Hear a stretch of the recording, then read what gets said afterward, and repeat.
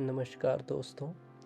आज ही हिमाचल प्रदेश कर्मचारी चयन आयोग हमीरपुर की तरफ से एक लेटेस्ट प्रेस नोट जारी हुआ है और इस प्रेस नोट में हमीरपुर बोर्ड ने ये कहा है कि 11 जनवरी 2022 के बाद जिन लोगों की भी लिखित परीक्षाएं थी या 15 अंकों का मूल्यांकन प्रक्रियाएं थी जिसको हम डॉक्यूमेंटेशन कहते हैं, या किसी का भी शॉर्ट हैंड या टाइपिंग स्किल टेस्ट था, उन्हें आगामी आदेशों तक स्थगित कर दिया गया है। मतलब कि पोस्टपोन हो चुकी हैं सारी जितने भी टेस्ट होने थे।